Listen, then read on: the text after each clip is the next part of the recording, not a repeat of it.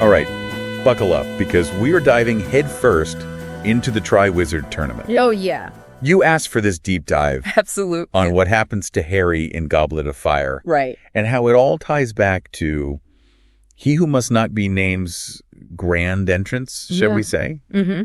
And let me tell you, this isn't just some friendly competition. No. Right from the start, you sense this undercurrent of something. Oh, yeah.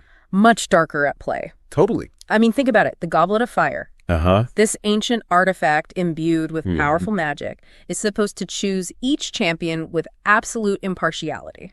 And we know Harry. Right. He's only 14. Yeah. A good few years younger Yeah. than the age requirement. Yeah. Sure, he dreams of competing. Of course. But even he knows it's completely out of the question. Right. Which makes it even more shocking when... Oh, when his name gets blasted out of that goblet. I know. Right? It throws everything into chaos. Huge. And this isn't just like some rule being bent. This is a fundamental violation of ancient magic. Exactly. It tells us right then and there that someone or something is meddling with forces beyond anyone's control. Chills. Oh, yeah. It sets the stage for a tournament where the stakes are higher than anyone realizes. Absolutely. And then you've got the champions themselves. That's Dick Diggory. Yeah, Hogwarts' own. Representing... The epitome of a true Gryffindor. He is. Brave, Yes. noble, Totally. and a damn good wizard. Yep. And then there's Victor Crumb. Oh, Victor Crumb. International Quidditch star, Yeah. a bit of a brooding celebrity, Mm-hmm. and someone Harry actually idolizes. I mean, who wouldn't? Right. Right. Now, this detail might seem small, Okay.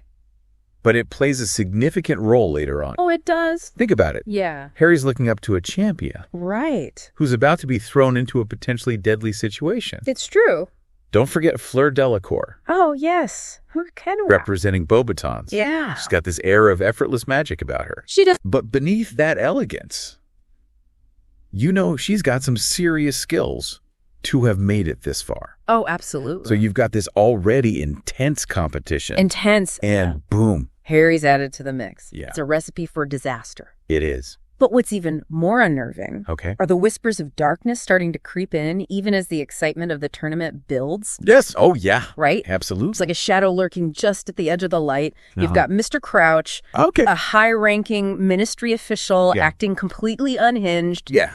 He's paranoid, Yes. suspicious, Uh-huh. and clearly terrified of something. Yeah, and this is a man who's supposed to be overseeing the tournament. I know, and he's convinced. Right. His own house elf is conjuring the dark mark. It's a lot. Speaking of which, Okay. let's talk about the elephant, or should we say the giant skull in the room? Let's do it. The dark mark. Yeah. It's not just some graffiti. It's a symbol that strikes fear into the heart of every witch and wizard who sees it. Right, because it represents the absolute worst of the wizarding world. Yes. It's the calling card of Voldemort's right. most loyal and ruthless followers.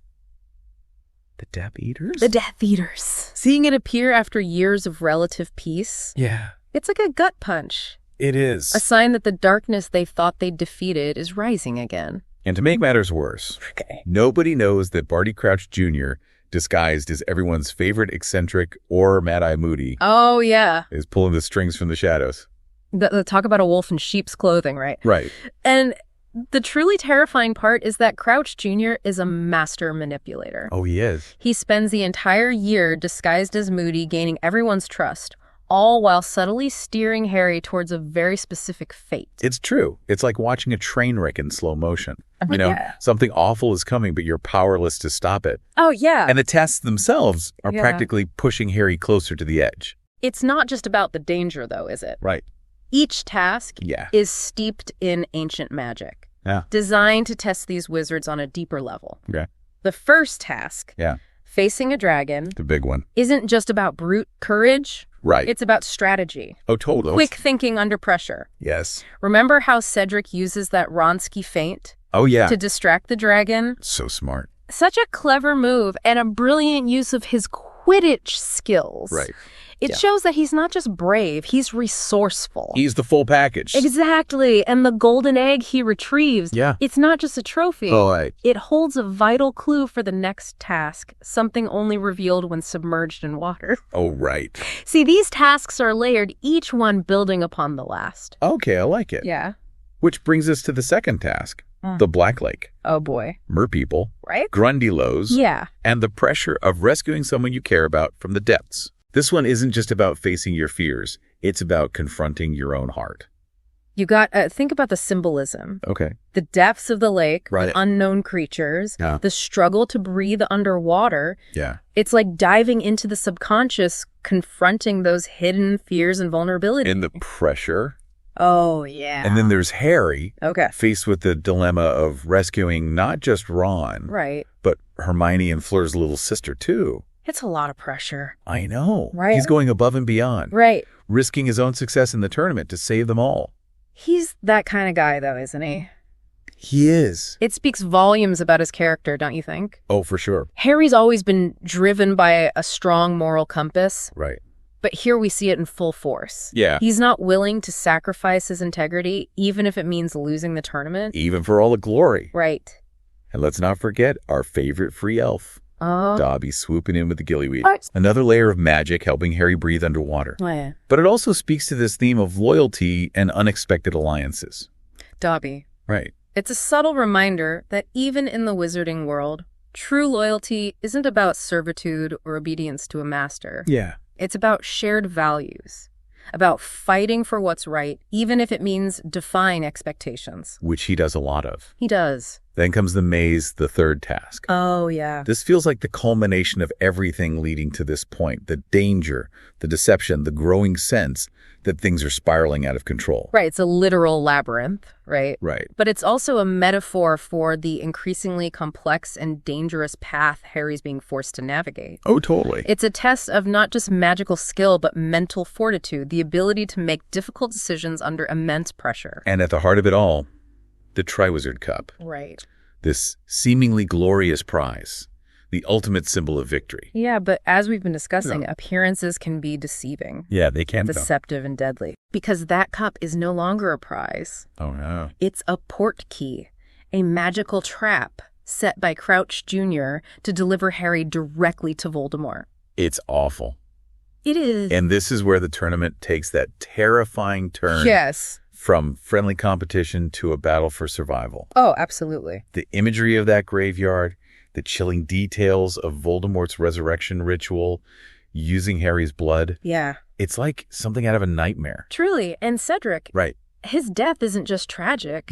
It shatters that sense of safety, that illusion that the students are somehow protected within the confines of the tournament. It changes everything. It underscores the brutal reality that Voldemort is back and he's not afraid to spill innocent blood. And he's willing to do whatever it takes. Whatever it takes. It's a turning point not just for Harry, Right. but for the entire story. Absolutely. The mood shifts, the stakes are raised, and you realize that the wizarding world is on the brink of something far more sinister than anyone could have imagined. You said it? And through it all, Crouch Jr. is there, pulling the strings. Oh, yeah. Orchestrating every move. Right. Leading Harry down this predetermined path towards his destiny. He was very committed to the bit. He was. Yeah. It makes you wonder if he hadn't been caught, what other horrors might he have unleashed? Oh, that's a question for another deep dive, perhaps. We'll put a pin in that one. But what's important here is that his confession under Veritaserum exposes the terrifying truth. Right. The danger isn't just coming from Voldemort himself, but from those within the ministry, Yes. those entrusted with upholding the law who have been seduced by his darkness. It's like the nightmare doesn't even end after Harry escapes Voldemort's clutches. No. He's back with this horrifying truth. Yeah. And facing a whole new level of disbelief. But this is where we really see those cracks in the wizarding world Oh, yeah. start to show, especially within the ministry. Right. Cornelius Fudge, the minister himself, is a prime example. Oh, he's like the embodiment of sticking your head in the sand, isn't he? Like Voldemort's back. Harry's seen him. There's proof. Right. And Fudge is clinging to this delusion that it's all a lie. It's classic denial. Right. Fudge has built his entire career on this idea of a peaceful and prosperous wizarding world. Yeah. To admit that Voldemort has returned would mean acknowledging his own failures, Totally. his inability to keep everyone safe. And it's easier to pretend it's not happening. Oh, absolutely. than to face that. Right. And he takes it a step further, doesn't he? He does. Discrediting Harry. Yeah. Silencing Dumbledore. Right. Anyone who dares to speak the truth. It's almost as if he believes that by denying reality, Yeah. he can somehow make it go away. which never works. Never works. It's a dangerous game to play. Oh, it's very dangerous. Ignoring a threat doesn't make it disappear. Nope. It just gives it more time and space to grow stronger in the shadows. Absolutely. Fudge's denial ends up playing right into Voldemort's hand. Exactly. Yeah. Dumbledore, on the other hand, is preparing for war. He knows that the danger is real. Right. And he's not going to waste time arguing with a brick wall like Fudge. Nope. The Order of the Phoenix is reborn. Yes. A secret society dedicated to fighting Voldemort and his Death Eaters. That's the mark of a true leader, wouldn't you say? Oh, absolutely. Dumbledore sees the storm brewing. Yeah. And instead of cowering, he's gathering his allies. Yeah. Shoring up defenses. Yep. Preparing to face the darkness head on. It's a stark contrast, isn't it? Oh, yeah. Fudge paralyzed by fear and denial. Right. And Dumbledore facing the threat with his eyes wide open, ready to fight for what he believes in. Absolutely. It really makes you think about the kind of leader you would want in a crisis. It does. Right. And then we have Harry. Yes, poor Harry. He returns to Privet Drive. Back to the Dursleys. Back to the Dursleys, but he's carrying this heavy weight. Why not? The knowledge of Voldemort's return, Yeah. the death of Cedric, Yeah. the impending war. It's a lot. He's grown up a lot in a short space of time. He's gone through a trial by fire, literally. Literally. And even though he's back in the mundane world of the Dursleys, Yeah. that part of him will always be haunted Yeah. by what he experienced, Right. by the shadows that are now clinging to the edges of his life. Yeah, it's this underlying tension that just permeates everything. It's going to be there. Yeah. Yet there's hope. Always. Despite the darkness, Yeah. Harry isn't alone. He has Ron, He's got his people. Hermione, Yeah. Sirius, and the Order. The Order. He has people he can trust, people who believe him, people who are willing to stand by his side and fight against the encroaching darkness. That's what matters. So where does that leave us? Mm. The Triwizard Tournament. Yeah. This seemingly exciting competition designed to celebrate magic and skill. Yeah. Comes this twisted game orchestrated by Voldemort and his followers. It's true. We see the return of true evil. Yes. The devastating consequences of denial. Yep. And the importance of facing darkness with courage and authenticity.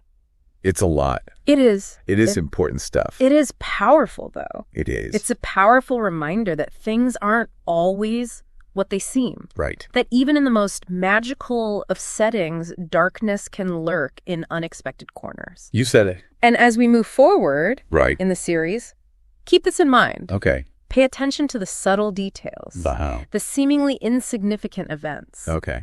Because often those hold the key to understanding the larger picture. Right.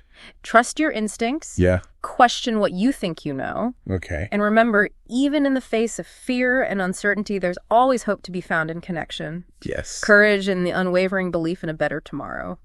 I like it. Yeah. Don't forget those nuggets of wisdom as you journey on through the wizarding world. Absolutely. Until next time, keep exploring, Yes. keep questioning, Please do. and keep the magic alive.